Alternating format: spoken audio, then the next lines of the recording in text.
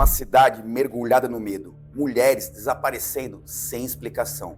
No centro desse terror, um homem transformou sua fazenda em um verdadeiro palácio dos horrores. Ficou conhecido um matadouro humano, Robert Pickton, o fazendeiro que chocou o mundo ao alimentar seus porcos com restos humanos. E hoje, vocês descobrirão como ele enganou a polícia e porque suas ações se tornaram um dos maiores pesadelos da história criminal do Canadá, sendo considerado o maior assassino em série deste país. Bem-vindo, intrépidos amigos, meu nome é Danilo Távora, sou delegado de polícia e vocês estão na série Investigação Especial. Mas antes de continuar, faça sua inscrição, deem um like, compartilhem e permaneçam até o fim. Vocês não se arrependerão, eu prometo. Os sinais precoces, a vida de crime de Robert Pickton antes de se tornar um assassino em série. Robert William Pickton nasceu em 24 de outubro de 1949, em uma cidade pequena a cerca de 27 quilômetros de Vancouver.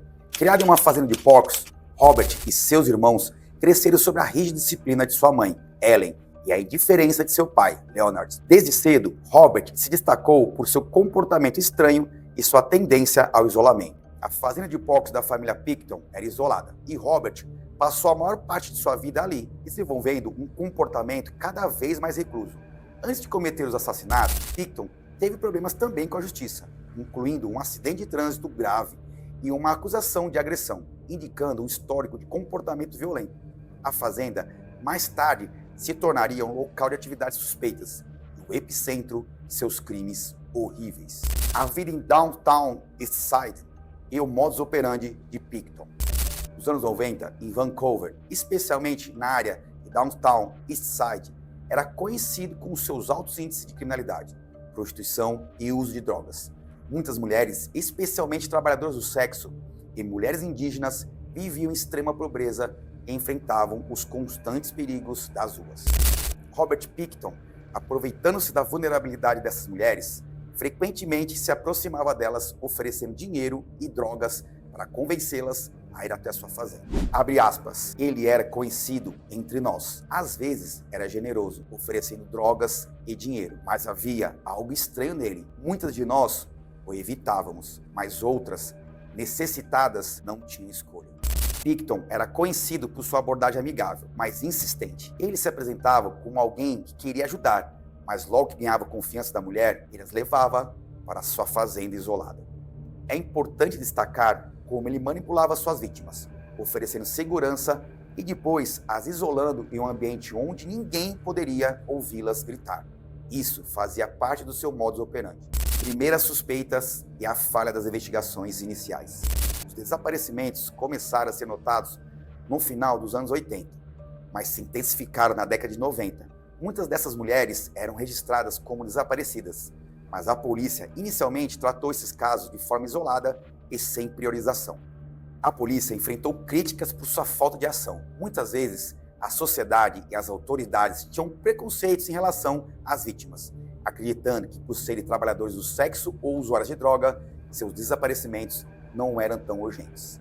O inspetor Rosman disse o seguinte, entre aspas, havia claramente um padrão dos desaparecimentos que não estava sendo reconhecido. Minhas tentativas de alertar os superiores foram ignoradas, o que foi uma falha grave. Nós poderíamos ter capturado Pickton muito antes. Essa falta de ação levou a uma longa e dolorosa espera para muitas famílias. A negligência e o preconceito dificultaram o progresso da investigação durante anos. A metodologia de perfilamento criminal, como a sugerida por Kim Rosman, é crucial para identificar padrões em crimes em série. No Brasil, a capacitação em criminologia pode ajudar a melhorar a eficácia nas investigações, especialmente em casos de desaparecimentos que envolvem populações vulneráveis. Porém, hoje, ainda é pouco utilizada. O início da investigação e a prisão na fazenda de Pickton. Como todos já sabem, chegou a parte que eu mais gosto, e sempre será a parte que eu mais gosto. Como foi a prisão e a investigação de Pickton. Em fevereiro de 2002, a polícia finalmente obteve um mandado de busca para a fazenda de Pickton. Inicialmente, a busca era por armas de fogo ilegais, mas o que encontraram foi muito mais sinistro. Mas quando o delegado pode representar pela busca e apreensão? Quando há indícios de que uma prova relevante para a investigação criminal está em um local específico, ou quando há suspeita de que o local possui objetos, documentos, armas ou qualquer elemento que possa ajudar na elucidação de um crime. Essa medida é solicitada ao juiz, que autoriza a busca e apreensão, se entender que é necessário para o andamento das investigações. Os investigadores encontraram uma série de itens pessoais pertencentes a várias mulheres desaparecidas, além de restos humanos misturados com carne de porco processada. Os investigadores na época falaram o seguinte, abre aspas, a cena era algo saído de um pesadelo. Os restos estavam espalhados por toda a parte, e a escala de operação se tornou massiva imediatamente. Tínhamos uma equipe forense completa trabalhando dia e noite. Cada fragmento de evidência precisava ser meticulosamente documentado e preservado. O local era um desafio extremo devido ao tamanho e à contaminação.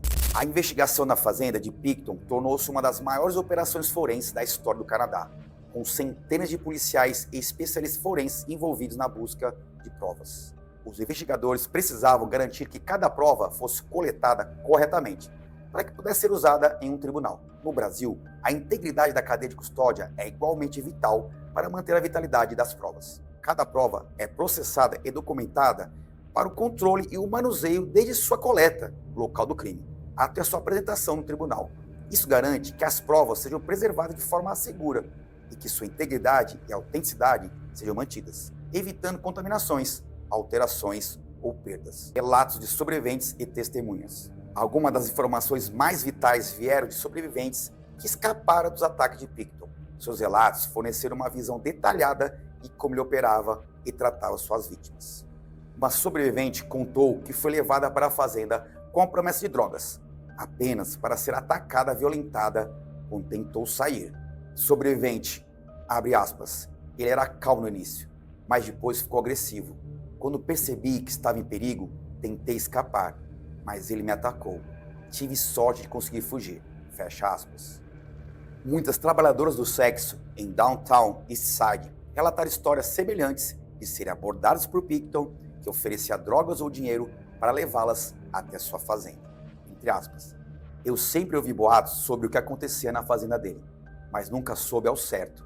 Algumas meninas voltavam com histórias assustadoras, outras nunca mais voltavam.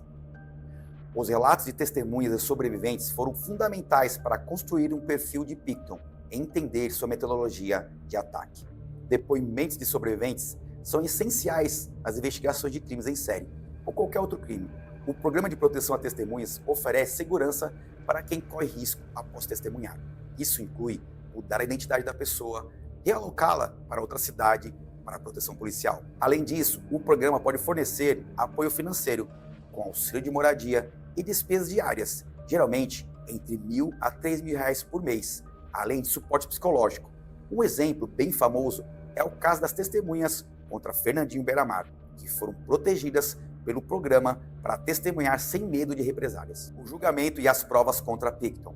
Mas quais foram as provas obtidas? O julgamento de Robert Picton começou em 22 de janeiro de 2007 e rapidamente se tornou um dos mais longos e caros da história do Canadá.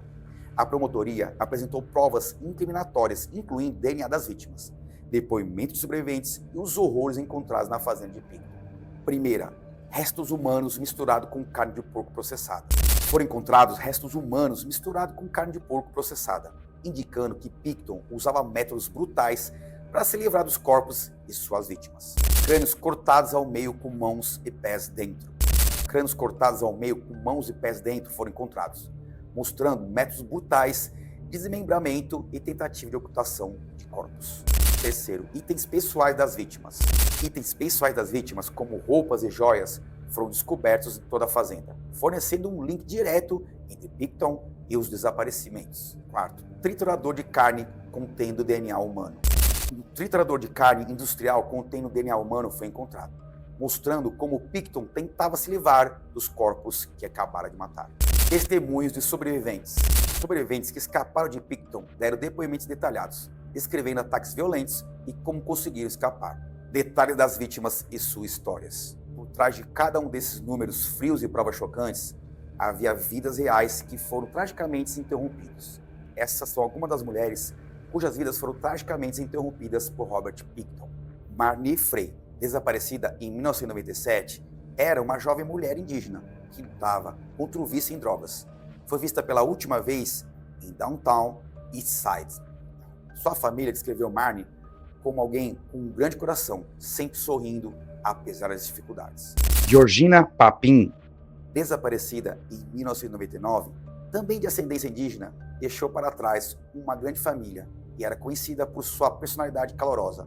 Ela era a mãe e avó, amada por muitas e conhecida por sua bondade. Brenda Wolfe, desaparecida em 1999, tinha uma vida marcada por dificuldades, mas era descrita por amigos como alguém que sempre estava disposta a ajudar os outros. Ela era uma figura conhecida no centro de Vancouver, sempre disposta a oferecer apoio a quem precisava. Serena Abosse-Uwe, desaparecida em 2001, era uma jovem com uma história de vida complicada. Cresceu em um lar adotivo e lutava contra o vício.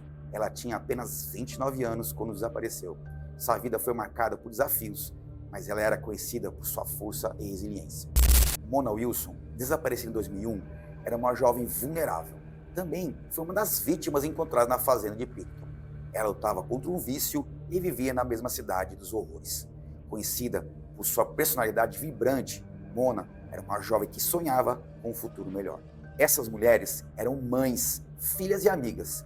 Suas vidas importavam e suas mortes não devem ficar esquecidas. O veredicto e as consequências. Em 9 de dezembro de 2007, Robert Pickton foi considerado culpado de 6 acusações de assassinato em segundo grau e condenado à prisão perpétua sem possibilidade de liberdade condicional por 25 anos. Embora a sentença tenha trazido algum alívio, houve frustração entre as famílias das vítimas, por ele não ter sido condenado por assassinato em primeiro grau. Um familiar das vítimas disse o seguinte, abre aspas, nós queríamos justiça completa. Sentimos que o tribunal não reconheceu totalmente a gravidade dos crimes de Pickton, fecha aspas. A diferença entre assassinato em primeiro grau e segundo grau é fundamentalmente para entender a sentença de Pickton. No Brasil, as distinções entre homicídio doloso culposo, assim como as qualificadoras, também determinam o resultado dos julgamentos e o tempo de pena. Impacto da comunidade e legado do caso. O caso de Pickton expôs falhas significativas na forma como a polícia e o sistema de justiça lidavam com desaparecimentos de mulheres vulneráveis. Reformas do sistema de justiça, como o aumento das penas para feminicídio introduzido pela Lei 14.550 de 28 de dezembro de 2022, são essenciais para proteger os mais vulneráveis. O caso de Robert Pickton é um lembrete doloroso das falhas de nossa sociedade e do sistema de justiça, mas também é um chamado à ação para que nunca mais se ignorem as vozes dos mais vulneráveis. Que a memória das vítimas continue a iluminar o caminho para um futuro mais justo e seguro. Chega ao fim mais um episódio da série Investigação Especial. Espero que tenham gostado. Não esqueça de fazer sua inscrição, dar o like, compartilhar e também comentem quais casos vocês querem que eu traga no próximo vídeo. Um grande abraço, até a próxima e permaneçam com Deus.